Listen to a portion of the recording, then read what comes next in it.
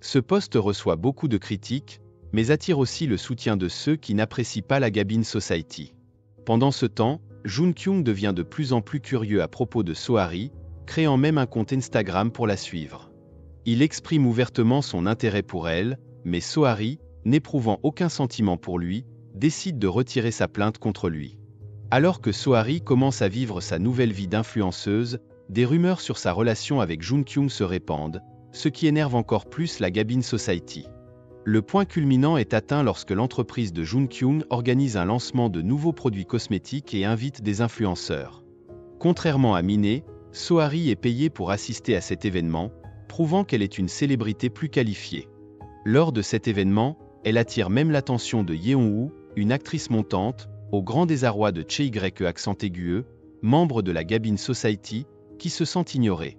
Agacée par la situation, Chae accent aigu attaque Yeon-woo, ce qui pousse cette dernière à la mépriser davantage, tandis que Sohari observe leur dispute. Chae accent aigu, toujours arrogante et convaincue d'avoir raison en raison de son statut social élevé, est la sœur cadette du mari de Shiyeon, un avocat célèbre et influent.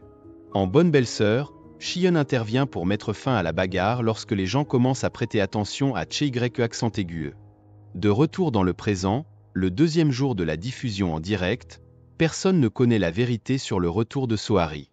La police est incapable de retracer son emplacement, car elle semble utiliser un programme spécial pour masquer son adresse IP. La Gabin Society est de plus en plus déconcertée. Ils tentent de diffuser une émission en direct pour réfuter les propos de Sohari sur leur vie hypocrite, affirmant même qu'elle mérite de mourir parce qu'elle a pris la vie de quelqu'un. Lors de sa diffusion en direct, Sohari admet qu'elle a effectivement tué quelqu'un, ce qui soulève de nombreuses questions et attire encore plus de spectateurs. Pendant ce temps, sa relation avec Jun Kyung se détériore. Né dans la richesse, Jun Kyung a du mal à comprendre les sentiments des autres. Lors d'un dîner chez lui, Sohari est choqué par le luxe dans lequel il vit et par le traitement réservé à ses domestiques, presque esclavagiste à ses yeux. Jun Kyung justifie cela en disant qu'il a toujours été servi ainsi et qu'il estime que c'est mérité, vu le prix élevé qu'il paie ses employés. Malgré ses tentatives, Sohari rejette fermement les avances de Jun Kyung. Pourtant, plus elle le repousse, plus il s'attache à elle. Pendant ce temps, Sohari et une amie lancent une nouvelle entreprise, créant leur propre marque de vêtements. Avec l'aide de son frère cadet, Do Seong, récemment revenu du service militaire, qui excelle en informatique et en logiciel de montage, leur entreprise, Harry End Official, commence à se faire connaître. Cependant, un problème survient lorsqu'Angela, membre de la Gabin Society, invite Harry à faire la paix avec Chae accent aigu et les autres membres. Pensant sincèrement à une réconciliation, Harry accepte l'invitation d'Angela à un club, mais se retrouve au milieu d'une soirée où la drogue circule librement. Chae accent aigu, sous l'emprise de la drogue, prend une photo d'elle avec Harry, encore sous le choc, et la publie sur les réseaux sociaux. Pendant ce temps, Jun Kyung rencontre Shiyeon dans un restaurant chic, révélant qu'il était autrefois amant.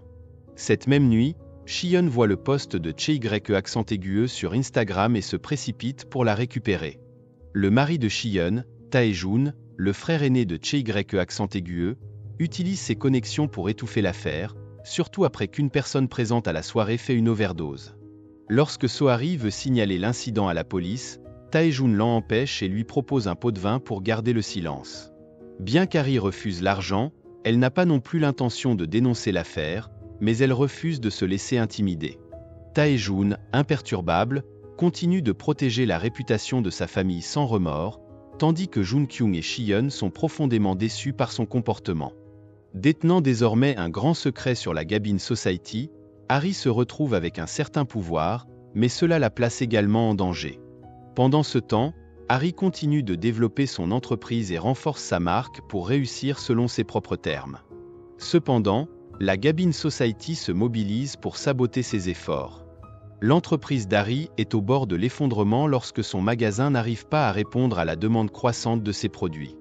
Les marchandises qu'elle avait commandées sont volées et vendues sous une autre marque, ce qui l'oblige à fermer temporairement son compte et à rembourser les acheteurs. Les responsables de cet incident sont Minhee et Yuri, figures influentes dans le domaine du commerce, et les grossistes n'osent pas s'opposer à elles.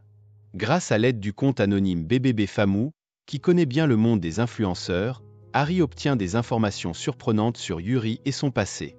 Harry défie ensuite Yuri dans une partie de poker à enjeu élevé, révélant au passage le secret de Yuri. Celle-ci se prostitue en secret auprès d'hommes riches. Harry montre ainsi qu'elle n'hésite pas à riposter contre quiconque se met en travers de son chemin vers le succès. Une aide inattendue vient de M. Park, un ancien employé de son père, qui gère désormais une usine textile qu'il a développée avec son indemnité de licenciement.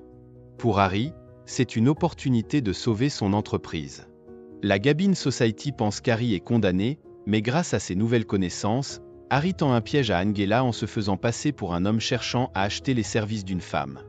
Angela, qui se prostitue en secret sans que son mari ne le sache, tombe dans le piège d'Harry. En échange de son silence, Harry obtient le ticket d'Angela pour le prestigieux défilé de mode Balmain. Elle y rencontre et se lie d'amitié avec Choi Bom, un mannequin et designer renommé. Le style de mode d'Harry attire l'attention de Choi Bom, et leur connexion booste considérablement la marque d'Harry. Grâce à la collaboration avec Choi Bom et l'usine textile de M. Park, Harry peut désormais produire ses propres vêtements sans craindre de se faire voler. Son entreprise rebondit et se développe rapidement. Elle propose également à Jun-kyung une collaboration avec sa marque de cosmétiques, et leur réunion d'affaires se transforme en un moment romantique lorsqu'ils échangent un baiser passionné. Cependant, malgré ce rapprochement, Harry n'accepte pas encore complètement l'amour de Jun-kyung. La roue de la fortune continue de tourner, et Harry atteint le sommet de sa popularité. Elle est constamment en couverture de magazines et sur les tapis rouges aux côtés de célébrités, ce qui inquiète la Gabin Society. L'entreprise d'Harry prospère, et elle possède maintenant son propre showroom de mode. Elle a également déménagé sa mère et son frère dans un appartement luxueux. Harry gère son compte Instagram elle-même, refuse les agences, et sélectionne soigneusement les produits qu'elle endosse, privilégiant la qualité. Cette approche réduit les revenus des agences, mais Harry ne se préoccupe plus de l'argent. Jong-sun, déçu par cette situation, propose de prendre la place d'Harry dans la promotion des produits, mais elle le refuse et lui demande de se concentrer sur l'expansion de leur entreprise. Cependant, le succès monte à la tête d'Harry, et elle devient de plus en plus arrogante. Lors d'un événement de charité organisé par Chien au Club Aragon, où Che accent aigu provoque le chaos avec une soirée drogue, Harry est à nouveau au centre de l'attention, éclipsant la Gabin Society. Son amitié avec le célèbre mannequin Choi Bom rend la Gabin Society encore plus jalouse. Lorsqu'il commence à critiquer Harry, celle-ci les confronte avec arrogance, déclarant qu'elle est désormais à un niveau supérieur. Che accent aigu, furieuse, tente de la poursuivre mais se ridiculise en trébuchant. Le sponsor de la robe d'Harry, taché de vin, est prêt à lui faire un cadeau de compensation, mais Harry déclare calmement qu'elle peut se permettre d'acheter la robe elle-même.